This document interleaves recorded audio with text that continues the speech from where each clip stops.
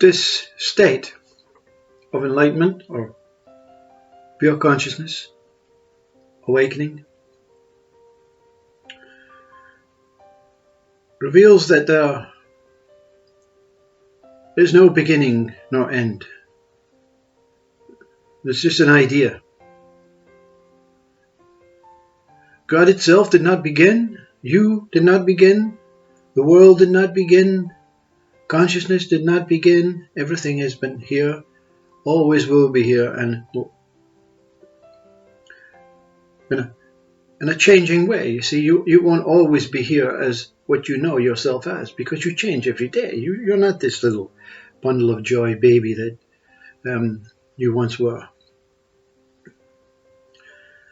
Change is just the aspects of movement, the aspects of time. But enlightenment, and there's no beginning and end, removes fear. What is that to fear? When this body goes, there's more. We have a mind that has preferences that says, well, I hope it's better than this life, or I hope I'm not an ant or a cloud. I want to be something that can maintain some sort of peace and happiness and contentment, and that's what life is. But we have meddled with life, you see. The mind has meddled with life. It wants joy, it wants overwhelming bliss, it wants depression, it wants misery, it wants murder, and all these television screen movies now, it's all about murder and who did it and why did it, and then beautiful, loving joy, and there's no boring sequels or movies on this television screen. But in the true screen,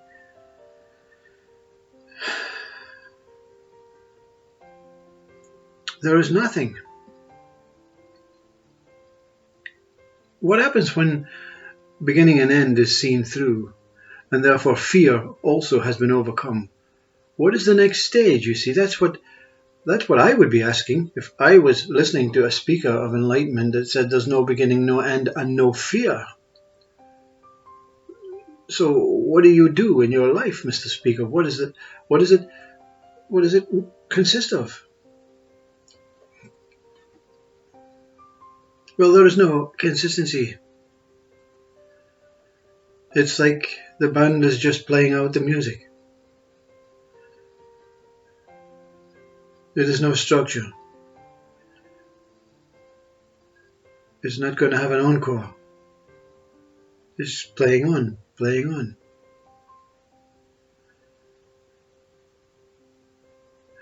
And life becomes very, very slow and uninteresting. I can do it tomorrow, because tomorrow I'll still be here. But that's a trick of the mind, you see. So what you do is you observe and you maintain this consistency of non-consistency.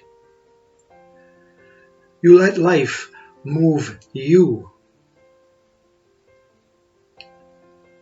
You become the world moving through yourself.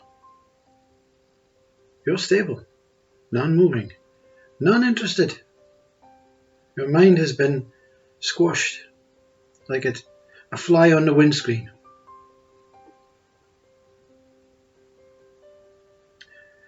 So when the mind that surrounds you tries to entice you, motivate you, encourage you, big observations has to come. We have to be very, very careful. We have to participate but not participate.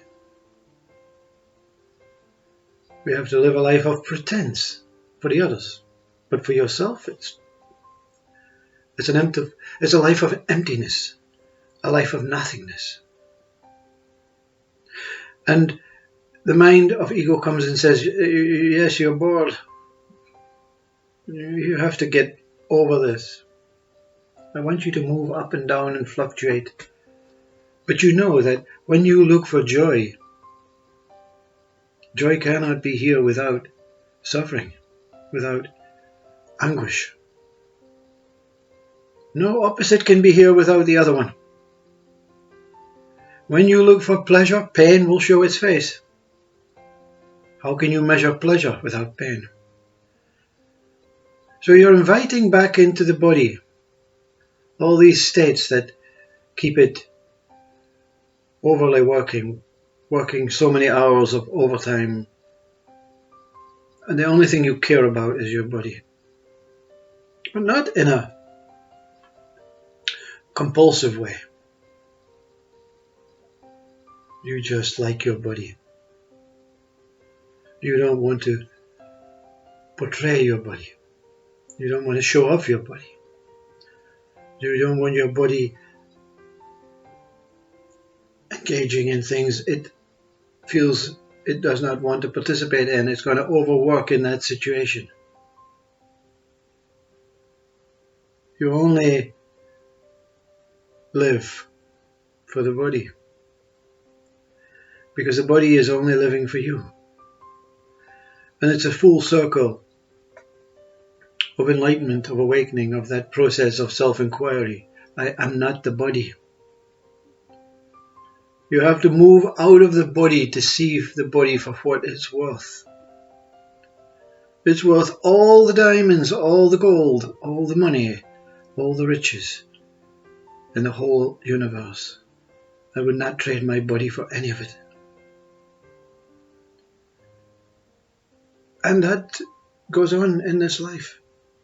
You turn your back on all these riches. No.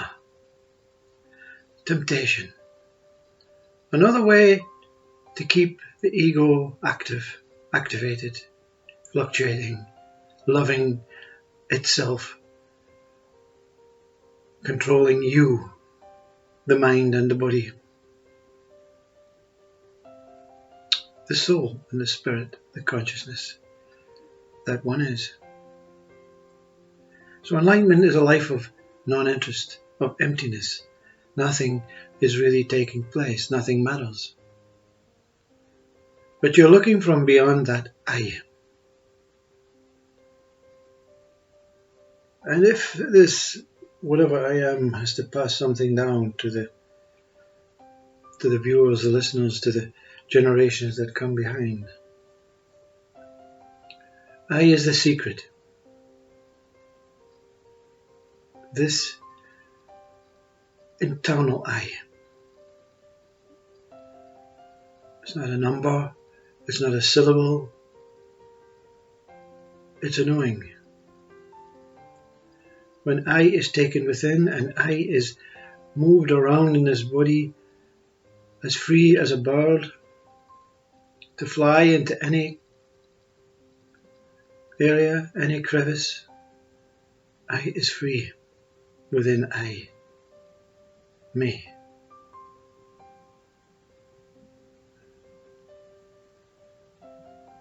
Look through I. See I for what I is worth. This body is not I. The world is not I. I is far more intimate, far more beyond.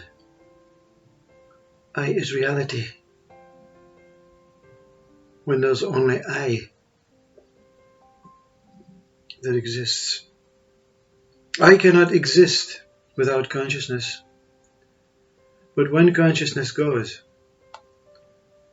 I remains. As Ramana Maharshi said on his deathbed, when his disciples shouted, "Please don't leave us, Master. Please don't leave us." Ramana whispers back, "Where can I go? I cannot leave you. You are I. All is I." Ramana is not speaking about his body, not speaking about his mind, speaking about that what is much more intimate, much more true.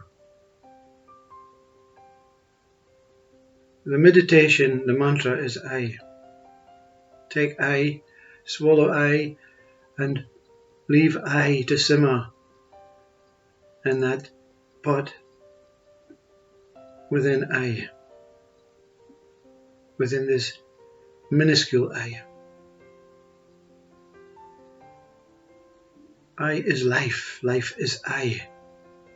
One cannot exist in this livingness, but livingness has no beginning and no end. You're just living without your little I, your mini I, that personal I, that serves no purpose to God, serves no purpose to this world. The story of little I is just nonsense.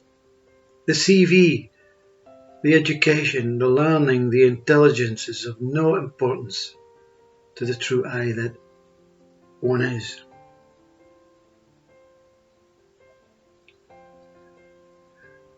If you are depressed, stressed, if your mind is agitated, anxious, if your overwhelming Satchitananda bliss is too much,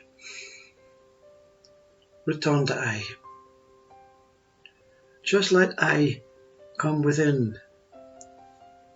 Even Christ says it, not about his own body, but about all bodies. Through me take the words, says Christ. Take the words. Don't follow me. Don't try and heal and feed the 5,000. These are examples, these are parables, these are ways to say what is possible from you when you go through I. So take the words, through me, I is the way. Is consciousness. Well, in a conscious body, you can take Christ's words as they were written in the Bible, but remember to add another word in. Through me, I am is the way. Christ says, through me, I am the way to you. So you have to say it to Christ. Through me, I am is the way to you, your holiness. It's not a one-way ticket. I and consciousness are one, separating as male and female, so that birth can continue and life can go on. But with no human life, life goes on. With no animal life, life goes on. With no universe, life goes on. With no God, Brahman Absolute, life goes on. Life has no beginning and no end. It just catches on to you. Or you can catch on to it.